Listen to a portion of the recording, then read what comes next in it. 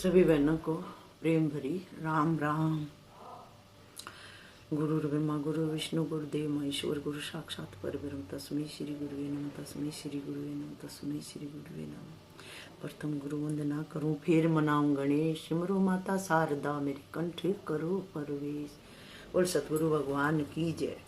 कल की कथा में सुना बहनों हमने भृगु ऋषि पत्नी का श्री विष्णु भगवान ने सुदर्शन चक्र से वध कर दिया इंद्र के कहने पर। और फिर शुक्राचार्य की माता जी थी वो, तो उसके आगे की कथा आज हम सुनेंगे। जय जय श्री कृष्ण भगवान की जय।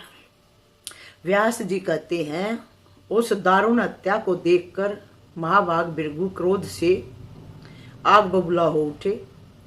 उनके सारे शरीर में कंपकपी छूट गई। उन्हें असीम दुख हुआ। उन्होंने जाकर भगवान विष्णु से कहा। भृगु बोले, विष्णु तुम्हें सर्वोत्तम बुद्धि सुलभ है। तुमने पाप जानते हुए भी नहीं करने योग्य काम कर डाला। यह ब्राह्मणी का वध हो गया, जिसकी मन से भी कल्पना करना अनुचित है। यह प्रसिद्ध है कि तुम सत्व गुणी हो। ब्रह्मा में रजोगुण है और शंकर में तमोगुण है। फिर आज तुम क्यों तामसी बन गए? विष्णु निरपराध स्त्री अवध्य मानी जाती है। तुम कैसे इसकी हत्या में प्रवृत्त हो गए? तुम्हारे लिए अब और क्या करूं? शाप दे रहा हूं। तुमने इंद्र की भलाई करने के लिए मुझे स्त्री से वंचित कर दिया। अतः विष्णु मेरे शाप के प्रभाव से मृत्युलोक में तुम्हारे बहुत से अवतार होंगे और तुम्हें लीला से गर्भ में रहना पड़ेगा। भृगु ऋषि ने विष्णु भगवान को श्राप दे दिया। व्यास जी कहते हैं, अब उस शाप के अनुसार ही धरातल पर भगवान पधार रहे हैं। धर्म का ह्रास होने पर जगत का कल्याण करने के लिए भगवान का बार बार अवतार हुआ करता है। वे मानव रूप में प्रकट होते हैं। राजा जन्मेजय ने पूछा, अमित तेजस्वी चक्र के द्वारा महात्मा भृगु की पत्नी के मारे जाने पर फिर उनके गृहस्थ जीवन का निर्वाह कैसे हुआ? व्यास जी कहते हैं, मुनिवर भृगु बड़े कार्य कुशल थे। क्रोधवश भगवान विष्णु को श्राप देने के पश्चात उन्होंने तुरंत पत्नी का मस्तक उठा लिया और उसे धड़ से जोड़कर कहा, हे देवी, तुम विष्णु द्वारा मारी जा चुकी हो, किंतु अब मैं तुम्हें जीवित कर रहा हूँ। यदि मैं संपूर्ण धर्म जानता हूँ तथा मेरे द्वारा उनका सम्यक आचरण हुआ है, तो उस सत्य के प्रभाव से यह देवी पुनः जीवित हो जाए। मैं सत्य कहता हूँ, सभी देवता मेरी तपस्या का महान बल देख ले। पहले उस शव को शीतल जल से सिंचन किया और फिर कहा, यदि मैं सदाचारी, सत्यभाषी, वेद अभ्यासी और तपस्वी हूँ तो तपोबल से तुम्हें जीवित किए देता हूँ। जय हो सतगुरु भगवान की जय हो। व्यास जी कहते हैं, जल सिंचन करते ही भृगु पत्नी के मृत शरीर में प्राण लौट आए। अत्यंत प्रसन्न होकर वह उठकर बैठ गई। उसका मुखमंडल पवित्र मुस्कान से भर गया।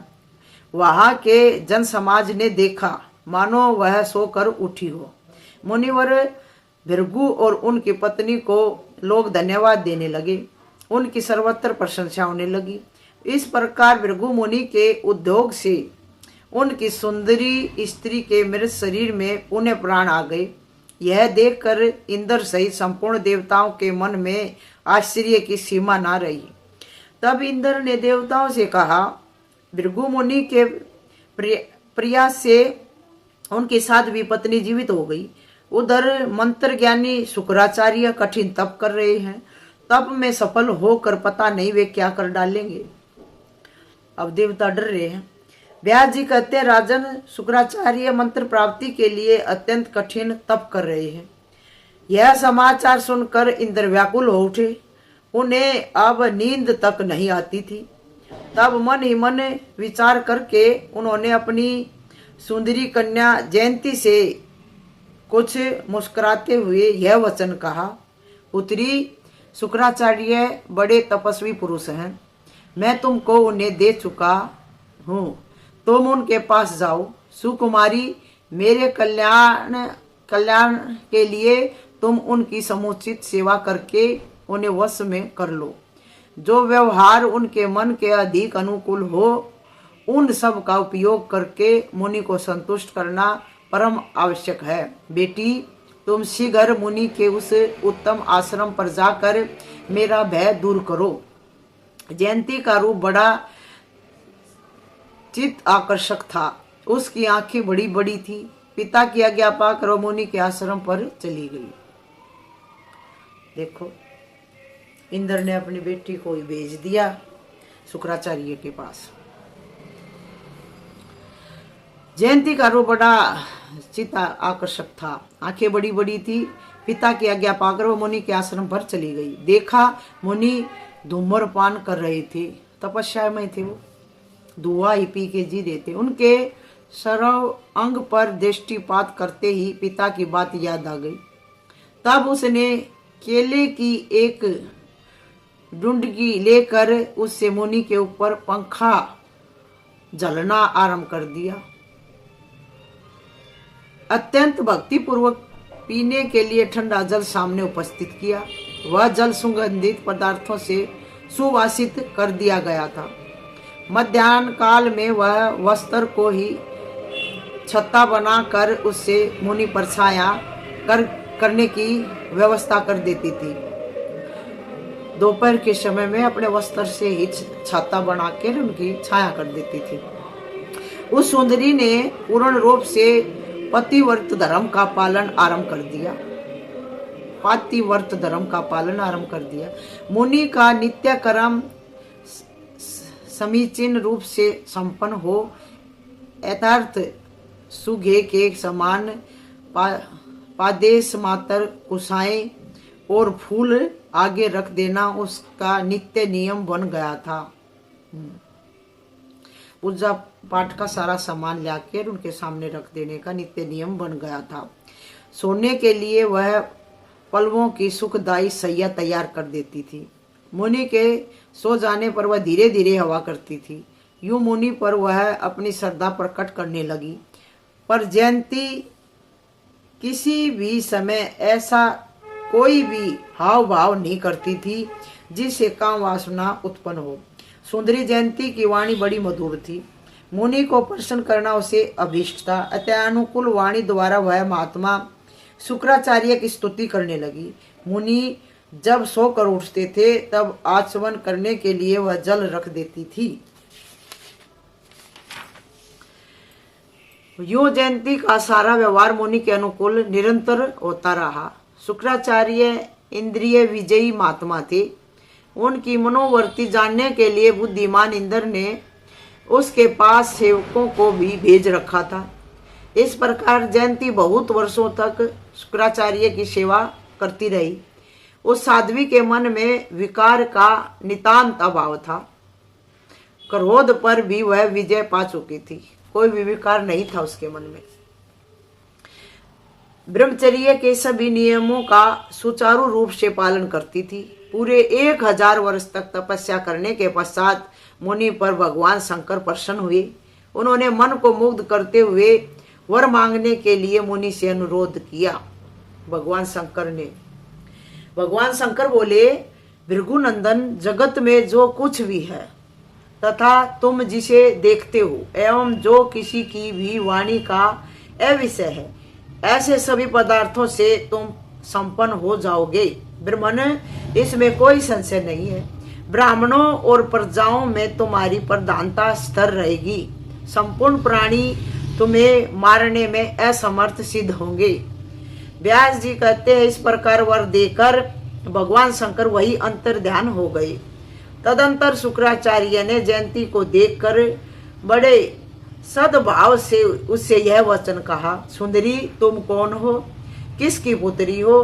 तुम्हारी क्या अभिलाषा है? किस लिए तुमने यहाँ आने का कष्ट उठाया है? तुम्हारा कौन सा कार्य है और तुम क्या चाहती हो? सुलोचने मुझे बताओ, मैं तुम्हारे कठिन से कठिन काम को भी अभी करने को तैयार हूँ। सुवर्ते, आज मैं तुम्हारी सेवा से अत्यंत प्रसन्न हूँ। वरोहु अभिलाषित वर मांग लो।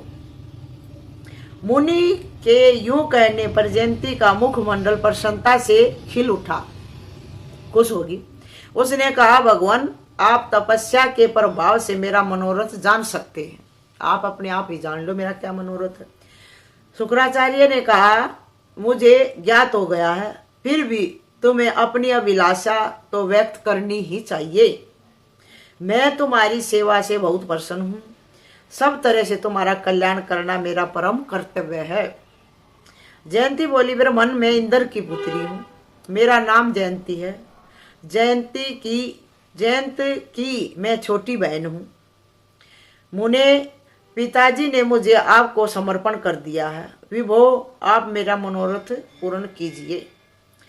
शुक्राचार्य ने कहा, सुंदरी, तुम संपूर्ण प्राणियों से अदर्श रहकर अपनी इच्छा अनुसार 10 वर्ष तक मेरे साथ आनंद का अनुभव करो। व्यास जी कहते हैं, इस प्रकार कहकर शुक्राचार्य ने जयंती का हाथ पकड़ लिया और वे घर चले गए। सभी प्राणियों से अदर्श रहकर, मतलब किसी को दिखेगी नहीं। इस प्रकार कहकर शुक्राचार्य ने जयंती का हाथ पकड़ लिया और वे घर चले गए। जयंती के साथ रहने की व्यवस्था कर ली।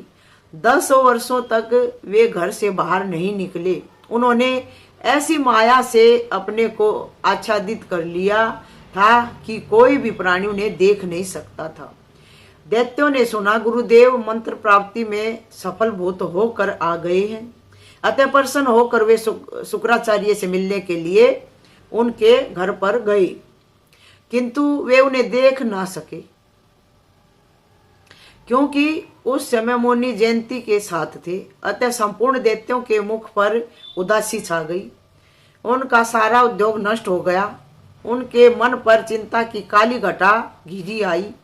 अत्यंत कातर होकर वे बार बार इधर उधर निहारने लगे। जब आवरण में छिपे हुए मुनि को किसी प्रकार न देख सके, तब जैसे आए थे वैसे ही वापस लौट गए। उस समय उन प्रधान दैत्यों का चित्त चिंता से गिर गया था।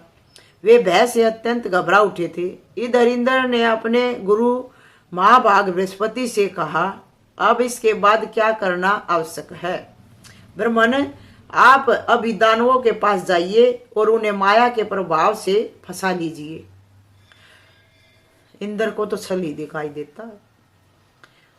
मानद, आप बुद्धि पूर्वक विचार करके हमारे कार्य साधन में तत्पर हो जाइए। जब इंद्र की बात सुनकर उन्हें विदित हो गया कि शुक्राचार्य गुप्त रह रहे हैं, तब देवगुरु बृहस्पति स्वयं शुक्र का वेश बनाकर दैत्यों के पास गए। बृहस्पति जी शुक्राचार्य बन गए और दैत्यों के पास चले गए। वहां जाकर बड़ी श्रद्धा दिखाते हुए उन्होंने दानवों को बुलाया। सभी असुर सामने आए और देखा, हमारे गुरु शुक्राचार्य जी आ गए हैं। तब वे प्रणाम करके उनके सामने खड़े हो गए। बृहस्पति को ही शुक्राचार्य मानकर वे अत्यंत आनंद में भर गए। उन्हें सबको विदित न हो सका कि यह बृहस्पति की माया है, जो गुरुदेव के रूप में प्रकट है। तब माया से छिपे हुए शुक्राचार्य रूपी बृहस्पति ने दानवों से कहा, मेरे यजमानों का स्वागत है। मैं तुम्हारा कल्याण करने के लिए ही आया हूँ। मैंने जो विद्याएं प्राप्त की हैं, वे सभी सच्चे मन से तुम्हें पढ़ा दूंगा। तपस्या करके भगवान शंकर को प्रसन्न करने का उद्देश्य एकमात्र तुम्हारा कल्याण ही था। यह वचन सुनकर वे श्रेष्ठ दानव हर्ष उल्लास से भर गए। गुरुदेव कार्य में सफल हो गए, यह मानकर उनके मुख पर प्रसन्नता की किरणें छा गई। उनकी अधिक सोचने समझने की शक्ति कुंठित थी। बड़े आनंद के साथ गुरुदेव के चरणों में उन्होंने मस्तक झुकाया। उनके मन में किंचित मात्र भी भय और कलेश का समावेश नहीं था। देवताओं द्वारा प्राप्त होने वाले भय का परित्याग करके वे शांत चित्त से समय व्यतीत करने लगे। जन्मेजय ने पूछा, बड़े दादाजी, अब मुझे यह बताइए, बृहस्पति ने शुक्राचार्य का वेश बनाकर क्या किया और शुक्राचार्य पुनः कब लौटे? व्यास जी बोले, राजन, महात्मा बृहस्पति माइक शुक्राचार्य बन गए। उस समय स्वयं अव्यक्त रहकर उन्होंने जो काम किया वह बताता हूं, सुनो। सर्वप्रथम उन्होंने ऐसा प्रयत्न किया कि दैत्यों की निश्चित धारणा हो गई ये हमारे गुरुदेव शुक्राचार्य ही हैं। अब दैत्य और बृहस्पति में पूर्ण एकता हो गई। तदंतर बृहस्पति को गुरुदेव शुक्राचार्य मानकर उनसे पढ़ने के लिए वे उनकी शरण में गए। सभी दैत्य सर्वार्थ अंध थे। लोभ से किसी की भी बुद्धि कुंठित हुए बिना नहीं रह सकती। लोभ से किसी की भी बुद्धि कुंठित हुए बिना नहीं रह सकती। इधर जयंती के साथ कीड़ा करने का जो 10 वर्ष का समय निश्चित था वह पूरा हो गया। सभी दैत्य कीड़ा करने का 10 वर्ष का समय निश्चित था वह पूरा हो गया। तब शुक्राचार्य यजमानों के विषय में विचार करने लगे। वे सभी यजमान मेरे आने की आशा से मार्ग देखते हुए खड़े होंगे। शुक्राचार्य तो अपने मन में यही सोच रहा है। उनका हृदय अत्यंत आतुर हो गया होगा, अतः चलकर उनसे मेरा मिलना परम आवश्यक है। अब क्या होगा? उधर बृहस्पति जी शुक्राचार्य बने बैठे हैं। वे मेरे अनन्य भगत हैं। मैं ऐसा प्रयत्न करूं कि उनके सामने देवताओं का भय न रह सके। तब उन्होंने जयंती से कहा, सुलोचने, इस समय मेरे दैत्य पुत्र देवताओं के पास कालक्षेप कर रहे हैं। तुम्हारे साथ रहने की 10 वर्ष की जो अवधि निश्चित थी वह पूरी हो चुकी है। अतः देवी, अब मैं उन पुत्रों से मिलने के लिए जा रहा हूँ। सुमध में फिर शीघ्र तुम्हारे पास आने की चेष्टा करूंगा। जयंती धार्मिक विषय की पूर्ण विदुषी थी। उसने शुक्राचार्य से कहा, बहुत ठीक धर्मज्ञ, आप स्वेच्छा पूर्वक वहां पधार सकते हैं। आपके धार्मिक कृत्य में रोड़ा अटकाना मुझे अभिष्ट नहीं है। जयंती के वचन सुनकर शुक्राचार्य उसी क्षण वहां से प्रस्थित हो गए। आकर देखा, दानवों के निकट बृहस्पति जी विराजमान हैं। उन्होंने माया से अपना सुंदर वेश बना लिया था। वे यज्ञ निंदा परक विविध वचन कह रहे थे। इससे शुक्राचार्य को महान आश्चर्य हुआ। उन्होंने मन ही मन सोचा, मेरे प्रति बृहस्पति अवश्य विमनस्य रखते हैं, वे मनस्य रखते हैं। इन्होंने मेरे यजमानों को ठग लिया है, इसमें कोई संशय नहीं है। लोभ पाप का मूल कारण है, इसे धिक्कार है। यह ऐसा पाप है कि जिसके कारण बृहस्पति को भी झूठ बोलना पड़ रहा है। जिनकी वाणी प्रमाण मानी जाती है तथा जो संपूर्ण देवताओं के गुरु एवं धर्म शास्त्र के प्रवर्तक हैं, वे विपाखंड के पोषक बन गए। यह लोभ की ही विशेषता है। लोभ से मनुष्य के मन में गंदे विचार भर जाते हैं, फिर वह क्या क्या नहीं कर डालता। तभी तो ये ब्राह्मण श्रेष्ठ होते हुए भी सारी धूर्त विद्याओं से संपन्न होकर मेरे यजमानों को ठग रहे हैं, और ये मेरे यजमान भी बड़े मूर्ख हैं।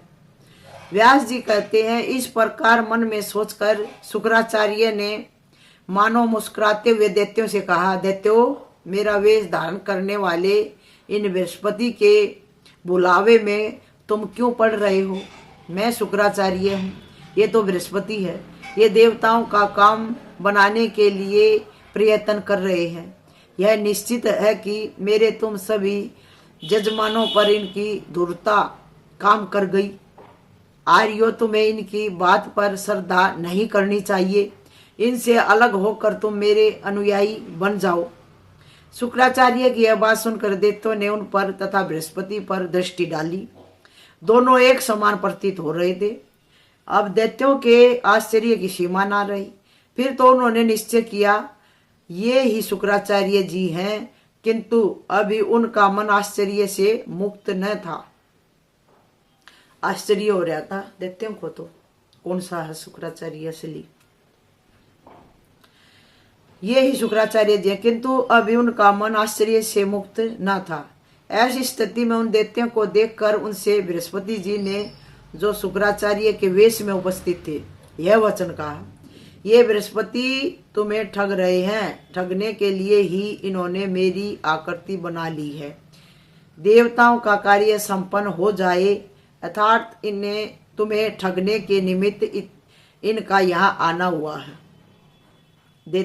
देतेवरो, तुम इनकी बात पर बिल्कुल विश्वास मत करना। मैंने भगवान शंकर से मंत्र विद्या का अध्ययन किया है, उसे तुम्हें पढ़ा रहा हूँ। मैं देवताओं का अवश्य परास्त करा दूंगा, मैं देवताओं को अवश्य परास्त करा दूंगा, इसमें कोई संदेह नहीं है। शुक्राचार्य के भेष में उपस्थित बृहस्पति जी की बात सुनकर उन दैत्यों के मन में पूर्ण विश्वास हो गया। उन्होंने निश्चय कर लिया, ये ही गुरुदेव शुक्राचार्य हैं, जो वास्तविक शुक्राचार्य थे। उन्होंने दानवों को बहुत तरह से समझाया बुझाया, किंतु विपरीत काल के प्रभाव से बृहस्पति की माया के वे इतने विवश थे कि कुछ भी ना समझ पा सके। बल्कि ऐसा निश्चय हो जाने के उपरांत वे असली शुक्राचार्य से कहने लगे, ये ही हमारे गुरुदेव हैं, इनके द्वारा हमें सद्बुद्धि प्राप्त हुई है। ये बड़े धर्मात्मा एवं हितैषी हैं। इन शुक्राचार्य जी ने हमें 10 वर्षों तक निरंतर विद्या अध्ययन करवाया है। तुम जाओ, बड़े धूर्त जान पड़ते हो, हम तुम्हारे शिष्य नहीं हैं। असली शुक्राचार्य को ठकरा दिया दैत्यों ने। दैत्य महान मूर्ख थे। उन्होंने वास्तविक शुक्राचार्य से उपयुक्त बातें कहने के पश्चात उन्हें डांटा और फटकार भी सुनाई। साथ ही वे बृहस्पति की शरण में चले गए, उनके चरणों में मस्तक झुकाकर प्रणाम किया। इस प्रकार बृहस्पति के प्रभाव से प्रभावित दैत्यों को देखकर शुक्राचार्य के मन में निश्चय हो गया कि बृहस्पति ने इन्हें खूब समझाकर पक्का कर दिया है और उनके वचनों से ये विवश हैं। अतः अत्यंत कुपित होकर उन्होंने दैत्यों को श्राप दे दिया। असली शुक्राचार्य ने दैत्यों को श्राप दे दिया, तुम लोग समझाने पर भी मेरी बात का तिरस्कार कर रही हो। इसके फलस्वरूप तुम्हारे सामने महान संकट उपस्थित होगा। तुम्हारी हार अवश्य होगी। तुमने मेरा जो अपमान किया है, इसका फल अभी थोड़े ही समय में प्राप्त होगा। तब इनके संपूर्ण कपट से तुम परिचित हो जाओगे। व्यास जी कहते, इस प्रकार कहकर अत्यंत कुपित हो शुक्राचार्य तुरंत वहां से चल पड़े। अब बृहस्पति का हृदय हर्ष उल्लास से भर गया। कुछ समय तक तो सावधान होकर वे वहीं रहे। तत्पश्चात शुक्राचार्य ने दैत्यों को शाप दे दिया है, यह जानकर वे शीघ्र ही चल दिए।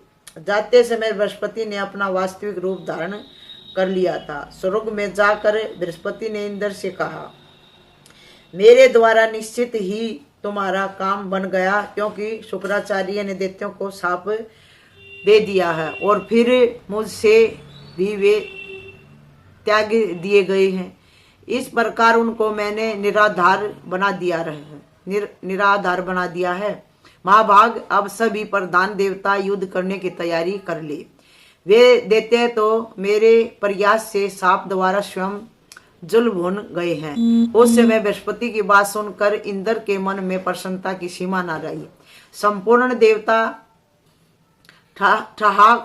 ठहाक मार कर हंसने लगे। सब ने बृहस्पति का बड़ा स्वागत किया। फिर युद्ध करने की राय की और बैठकर आपस में विचारने लगे। निश्चित हो जाने पर सभी देवता एक साथ निकले और दानवों के सामने पहुंच गए। देवता अमित बलशाली तो थे ही, उनमें उत्साह की भी कोई कमी ना थी। देवता अमित बलशाली तो थे ही, उनमें उत्साह की भी कोई कमी ना थी। बड़े उमंग के साथ युद्ध करने के लिए वे पहुंचे थे। गुप्त रूप से बृहस्पति की सहायता उन्हें प्राप्त थी। उनकी स्थिति जानकर दैत्य अत्यंत चिंतित हो उठे। बृहस्पति की माया ने उनकी बुद्धि को हर लिया था। वे आपस में कहने लगे, महात्मा शुक्राचार्य हमारे आराध्य देव हैं, किंतु वे कुपित होकर चले गए। बृहस्पति महान नीच एवं कपट करने में परम प्रवीण हैं, वह भी हमें ठग कर चले गए। अब हम क्या करें, कहाँ जाए? शुक्राचार्य जी अत्यंत क्रोध में भर गए हैं। सहायता प्राप्त करने के लिए हम किस प्रकार उन्हें हर्षित एवं संतुष्ट कर सके? गुरु के बिना ज्ञान नहीं है बहनों। इस प्रकार विचार करके सभी दानव एक साथ पुण्य शुक्राचार्य के पास गए। उस समय दानवों का सर्वांग भय से कांप रहा था। मुनि के चरणों में मस्तक झुकाकर वे चुपचाप खड़े हो गए। उस अवसर पर शुक्राचार्य की आंखें क्रोध से लाल हो उठी थी। उन्होंने दैत्यों से कहा, यजमानो, मैंने तुम्हें सम्यक प्रकार से समझाने की चेष्टा की, किंतु उस क्षण तुमने कपटी बृहस्पति की माया से मोहित होकर मेरे हितकर पवित्र एवं उचित वचनों को भी अनादर कर दिया। उचित वचनों का भी अनादर कर दिया। तुम बृहस्पति के वशीभूत हो गए। अभिमान के मद में तुमने मतवाला बना दिया था, अतएव मुझे अपमानित करने के लिए तुम तत्पर हो गए। अब उस अनादर करने का बुरा फल तुम्हें भोगना पड़ेगा। तुम्हारा सरसव छिन्न गया। तुम वहां चले जाओ जहां वह छलिया बृहस्पति देवताओं का काम बनाने के लिए दुर्ता किए बैठा है। मैं उसके जैसा वचक नहीं हूँ। व्यास जी कहते हैं, इस प्रकार शुक्राचार्य संदेह युक्त वचन बोल रहे थे। इतने में प्रहलाद ने उनके दोनों पैर पकड़कर प्रार्थना आरंभ कर दी। प्रहलाद भगत आगे वहां पे प्रहलाद ने कहा, शुक्राचार्य जी, आपके हम सभी यजमान सेवा में उपस्थित हैं। हमें महान कष्ट हो रहा है। सर्वज्ञ, आप हम लोगों का परित्याग कर दें। यह उचित नहीं जान पड़ता, क्योंकि हम आपके पुत्र तुल्य हैं। मंत्र का अभ्यास करने के लिए आपके चले जाने पर दुरात्मा बृहस्पति छल करके आपके रूप में आया और उसने हमें ठग लिया। वह बड़ी मीठी मीठी बातें कर रहा था। बिना जानकारी के जो अपराध बन जाता है, उसके कारण शांति चित्त पुरुष क्रोध नहीं किया करते हैं। सर्वज्ञ, आप सभी बातों से पूर्ण परिचित हैं। हमारा अहंकार शून्य चित्त सदा आप में अटका रहता है। महामते, आप तपस्या के प्रभाव से हमारे सच्चे अभिप्राय को जानकर क्रोध त्यागने की कृपा कीजिए, क्योंकि सभी मुनिगण कहा करते हैं, साधु पुरुषों का क्रोध अधिक देर तक नहीं ठहरता। जल का स्वाभाविक गुण ठंडापन है। आग पर चढ़ा देने से वह गर्म हो जाता है, किंतु आग का संयोग दूर होते ही फिर से वह शीतल हो जाता है, उसमें शीतलता आ जाती है। क्रोध चंडाल स्वरूप है। बुद्धिमान पुरुष को चाहिए भली भांति से त्याग दे। अतएव सुवर्त आप से शून्य होकर प्रसन्न होने की कृपा कीजिए। आप हमारा पिछला अपराध मत देखो, अब हमें अपनी शरण में लीजिए। महाभाग, हम असीम कष्ट भोग रहे हैं। यदि आप क्रोध नहीं त्याग कर उल्टा हमें ही त्याग देते हैं, तो फिर हमारे पैर रसातल में ही जाकर ठहरेंगे। दोबारा से हम रसातल में चले जाएंगे। व्यास जी कहते हैं, प्रहलाद की बात सुनने के पश्चात शुक्राचार्य ज्ञान दृष्टि से सब कुछ देखकर प्रसन्न हो गए। उनका मुख मुस्कान से भर गया। उन्होंने दैत्यों से कहा, दानवों, तुम मेरे यजमान हो। तुम्हें न तो डरना चाहिए और न पाताल में ही जाना चाहिए। अपने सत्य मंत्रों के प्रभाव से मैं तुम्हारी रक्षा कर लूंगा। धर्म के मर्मज्ञ महाशो, प्राचीन समय में ब्रह्मा जी के मुख से मैंने जो बात सुनी है उसे बता रहा हूँ, सुनो। यह वचन बड़ा ही हितकर, सत्य और अटल है। उन्होंने कहा था, होने वाली बातें अवश्य होकर रहती हैं, होने को कोई नहीं टाल सकता। धरातल पर कोई भी ऐसा सुयोग्य पुरुष नहीं है जो प्रारब्ध को विफल बनाने में समर्थ हो सके। विपरीत समय के कारण इस समय तुम्हारी शक्ति क्षीण हो गई है, अतः एक बार तो तुम्हें देवताओं से परास्त होकर पाताल में जाना ही पड़ेगा। समय सदा बदलता रहता है। कुछ ही दिन पूर्व तुम सम्राट रह चुके हो, कुछ ही दिन पूर्व तुम सम्राट रह चुके हो। सारी राज्य लक्ष्मी तुम्हें प्राप्त थी। प्रारब्ध ने उत्तम फल दे रखा था, जिससे पूरे 10 युगों तक तुम निष्कंटक राज्य भोगते रहे। देवताओं का मस्तक तुम्हारे पैरों के नीचे दबा था। फिर आगे भी आने वाले सावरणी मनवंतर में तुम्हें राज्य प्राप्त होगा। तुम्हारे पुत्र बलि त्रिलोकी पर विजय प्राप्त करके राज्य भोगेंगे। जिस समय भगवान विष्णु वामन रूप धारण करके तुम्हारे पुत्र बलि से राज्य छीनने के लिए धरातल पर पधारे थे, उसी अवसर पर उन्होंने बलि के प्रति ये बातें कही थी।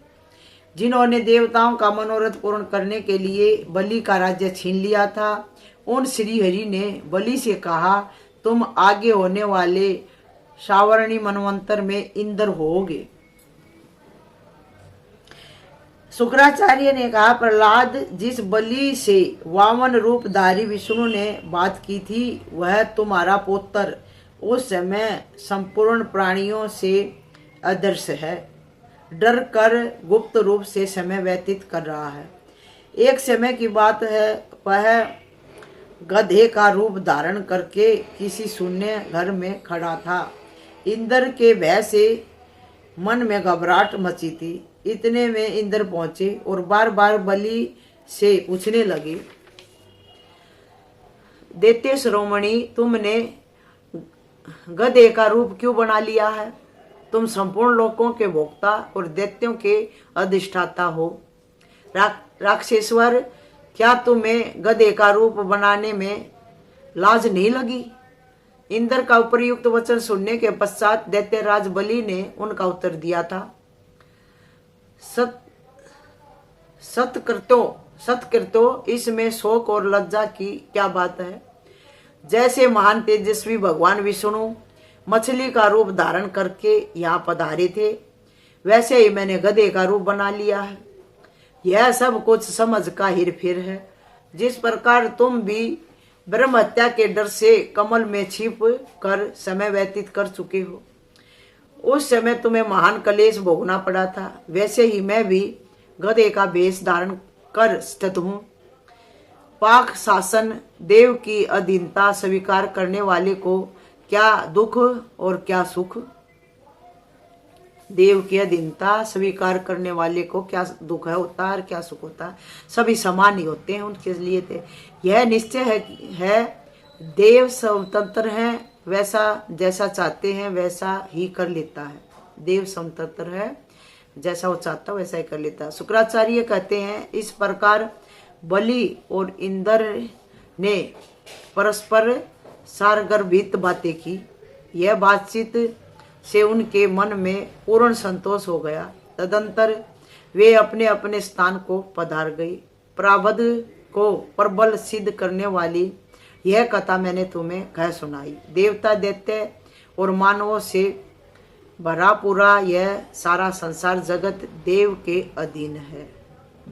बोल सद्गुरु भगवान की जय। बोल सारी बहनों को मेरी मीठी मीठी राम राम। और मेरी गायत्री माता तेरी सदाई जय भगवती जगदम्बा माँ भवानी की जय हो।